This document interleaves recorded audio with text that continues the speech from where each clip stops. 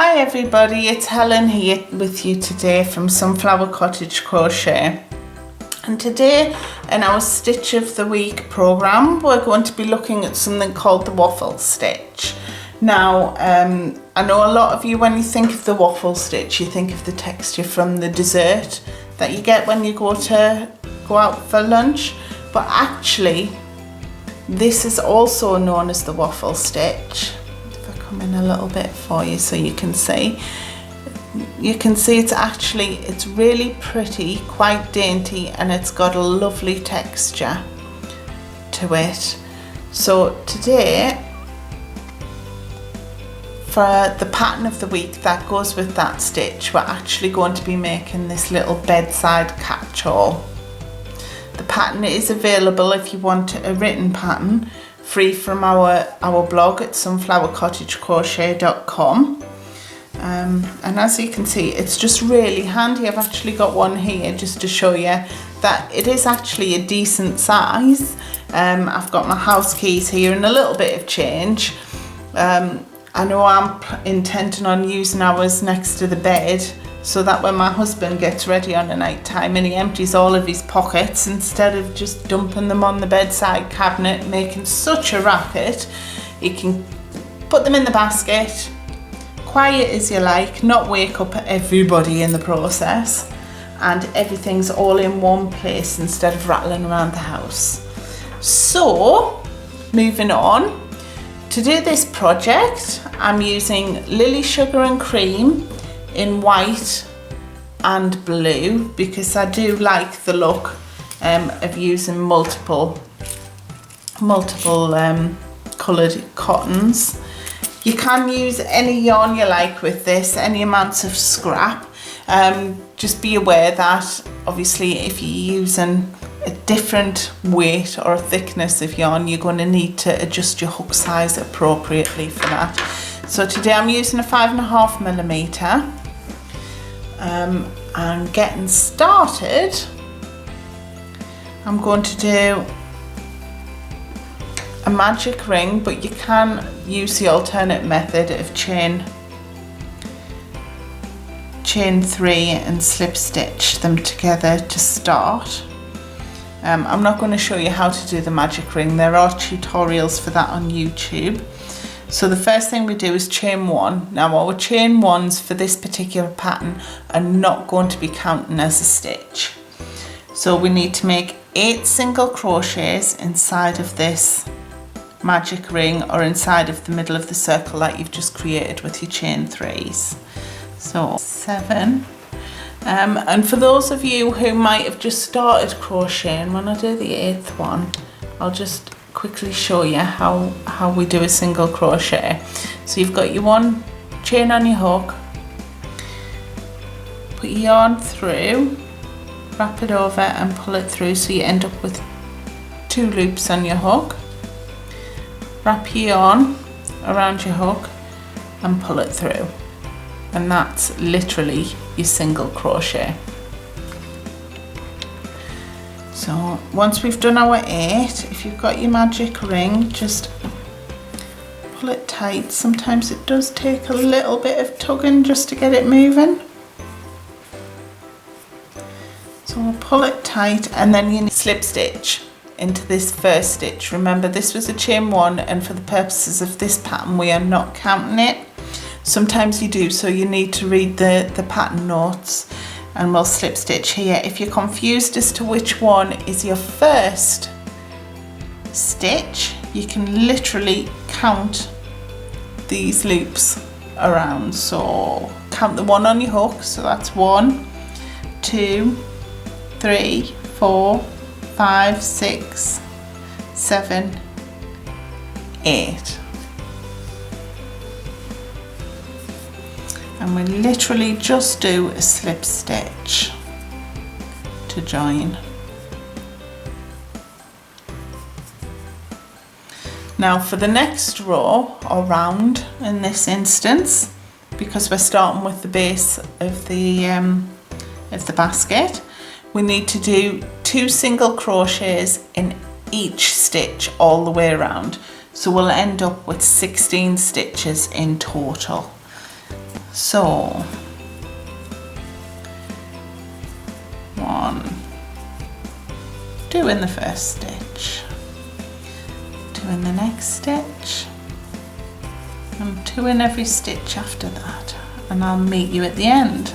So when we get to the end, you literally slip stitch to join your row,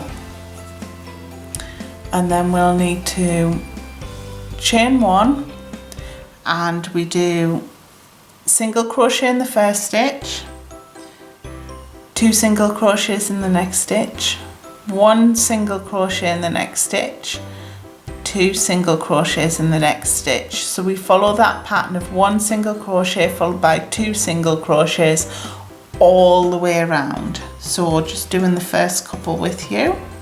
So we single crochet in the first stitch, and then 2 single crochets in the next stitch, 1 single crochet in the next stitch, and then 2 single crochets in the next stitch.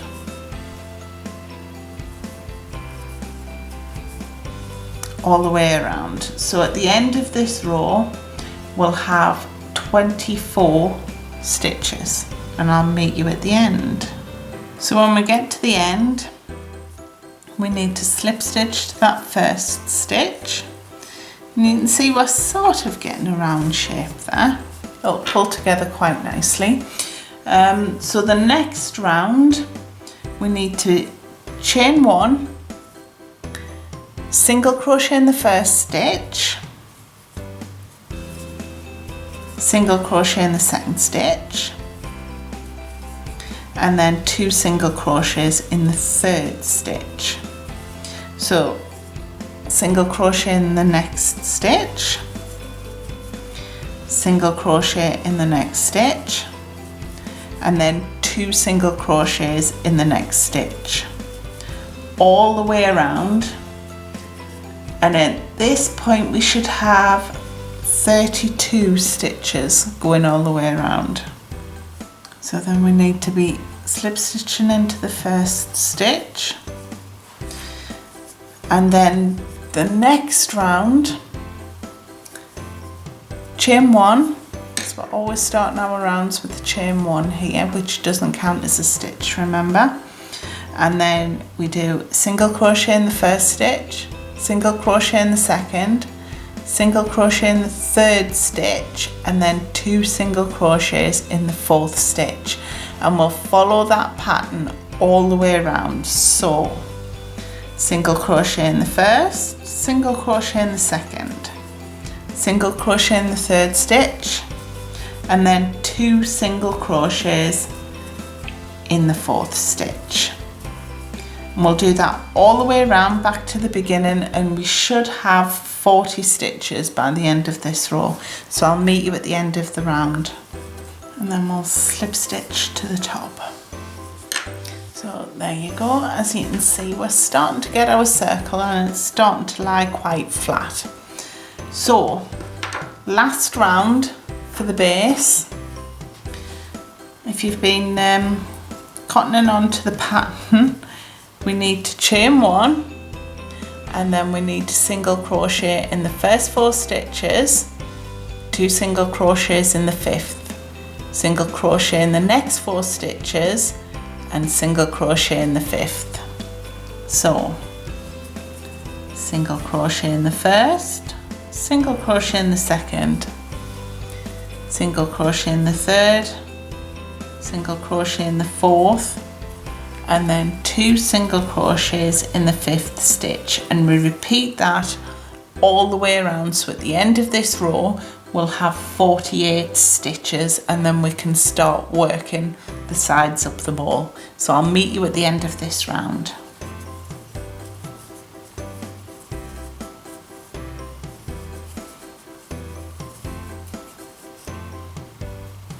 Okay, so we're going to slip stitch to join the ends of those rounds. Now don't worry, when you pull this out it will start to lie flat.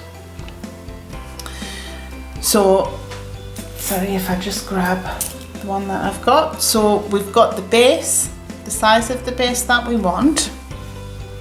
Now we're going to start working our way up the sides of the balls.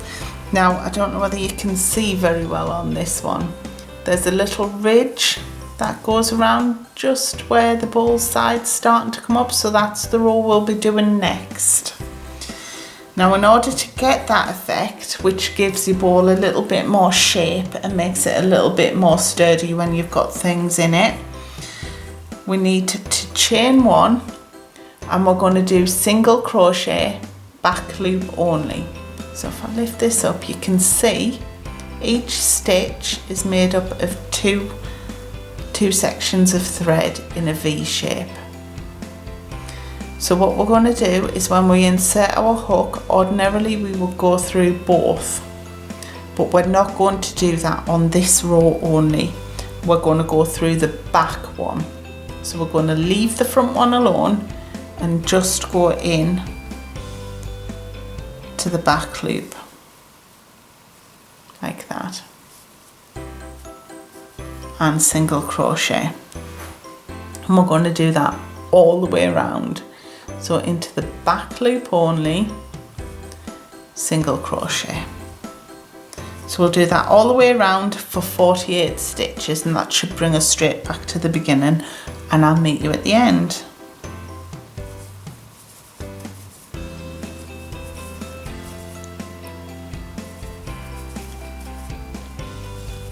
So you can see we've just got around to the end. You can just make out the little ridge there that's going to be around the base of our ball. So now, because I do like the look of alternate colours on this, I mean you can keep going with the same colour and it'll look just as pretty, but personally I like to change colours every now and then. So I'm just going to not finish that last stitch, leave a long tail for sewing in, snip the end, and I'll finish the stitch with my next colour, which is going to be white. All that means is when you start working the next rows, you can't see the colour moving up the row before you start your new colour. It's just a much cleaner way of changing the colour yarn. And then we'll slip stitch to the top there. Means there'll be a couple of ends to sew in at the end, but only a couple. So this is where the fun begins. What we need to do is a mixture of our extended single crochets in order to make the waffle texture.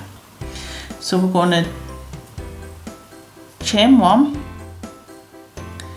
and we're going to do the extended single crochet over the next 2 stitches.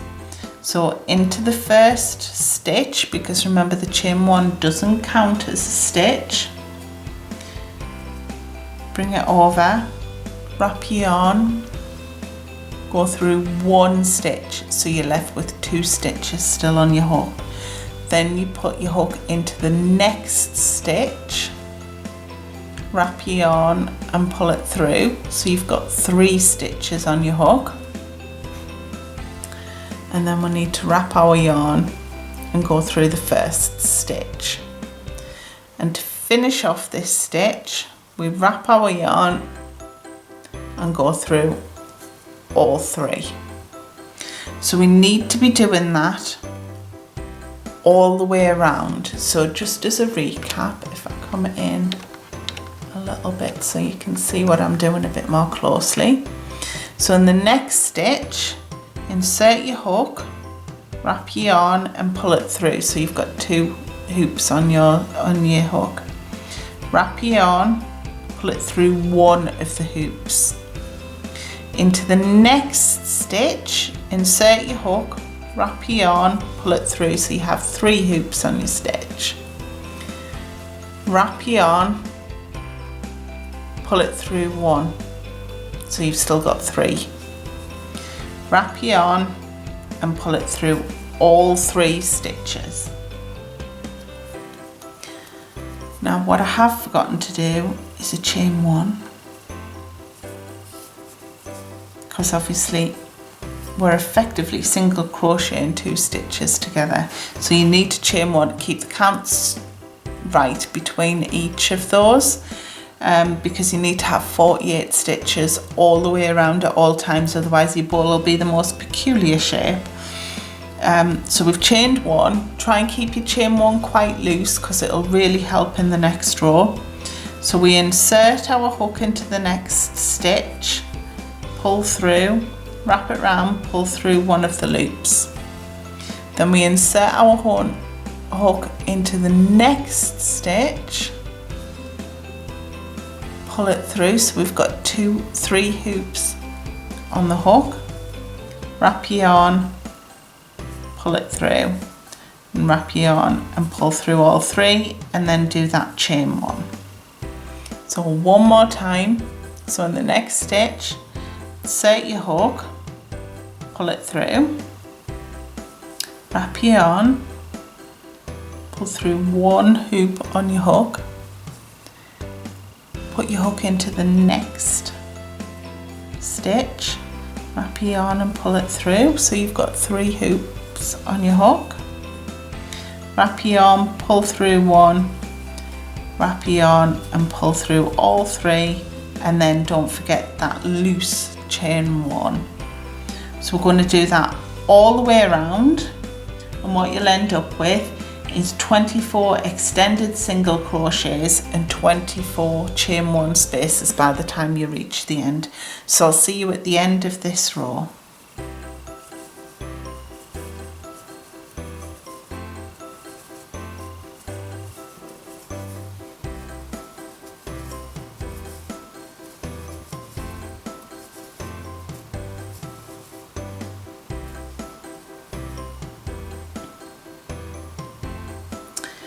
Okay, so now we've got to the end, we've finished with the chain 1. We need to be slip stitching into that first stitch. So remember, we've got our chain 1 space here, and if I come in,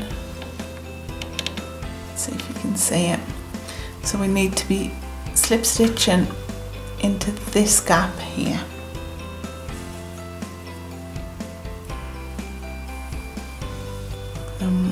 There we go.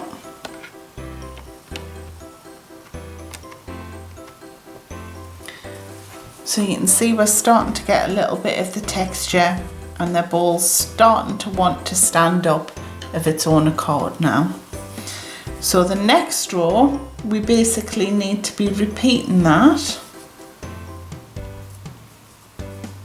So chain 1.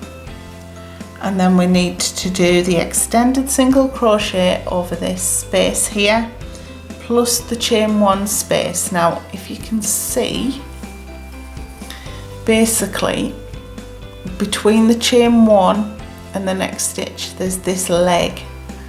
So we need to be working on the right side of this leg if you're right-handed, all the way around. So, oops. So we've done our chain 1, so we'll work the extended single crochet through that stitch and the right hand side of this little leg here.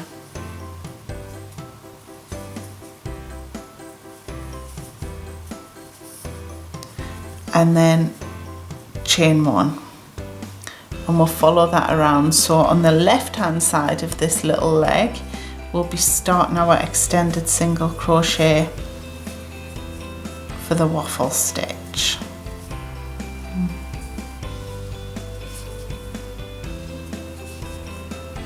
Go through, chain 1.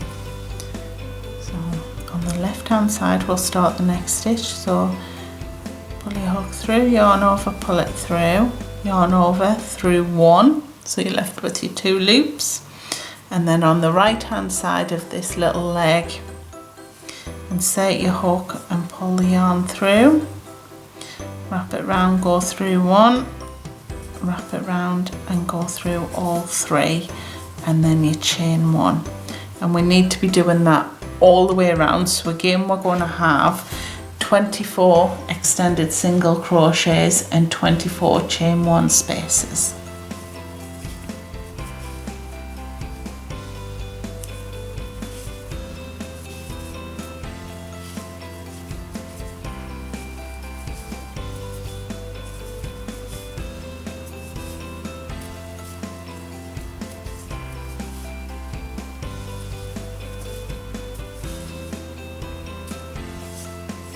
So then we finish the row with a chain 1 and we slip stitch to that first stitch, and then we're going to repeat that row one more time.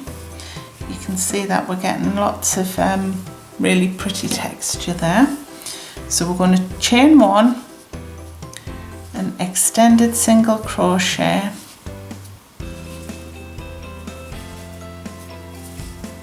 across the first 2 stitches and chain 1.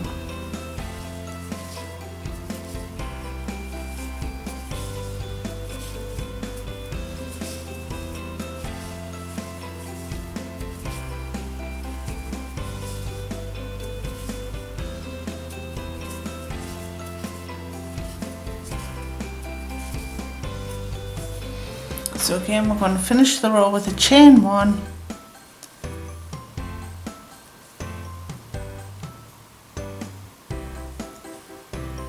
and then that's the last of the waffle stitch. So the next row is where we start to do the brim.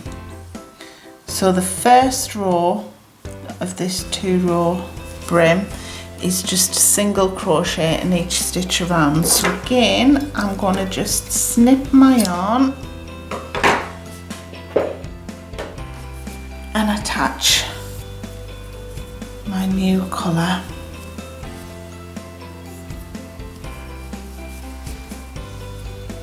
So the slip stitch I'm doing in the new colour here because the chain 1 needed to be white. So literally chain 1 and single crochet in every stitch around. So we're going to have 48 single crochets here. So there's 1 single crochet, remember, at the right side of the leg, then the left side of the leg, all the way around, and that should give you 48 stitches. And I'll meet you at the end.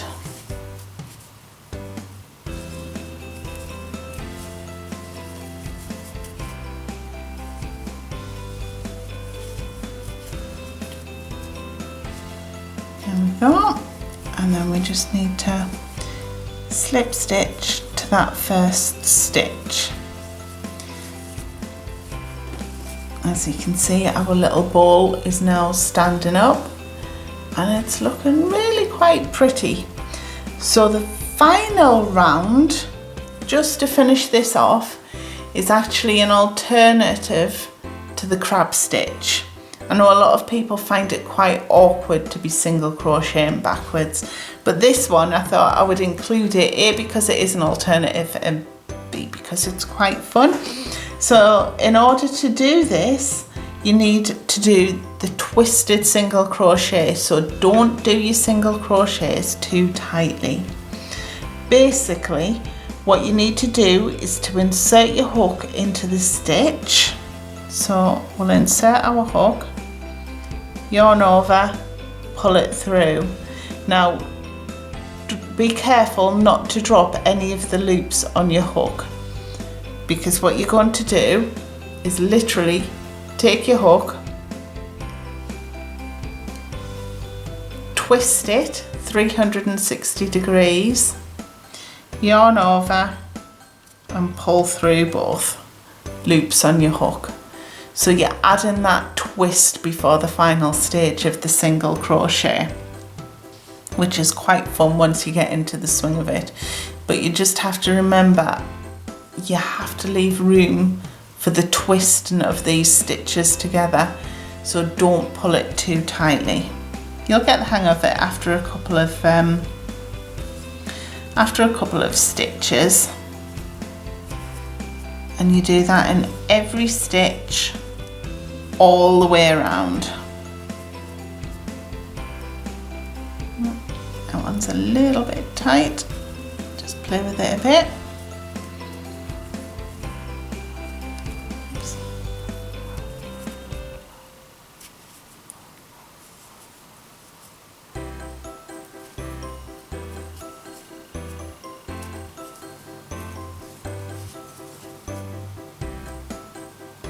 And then that's our last one.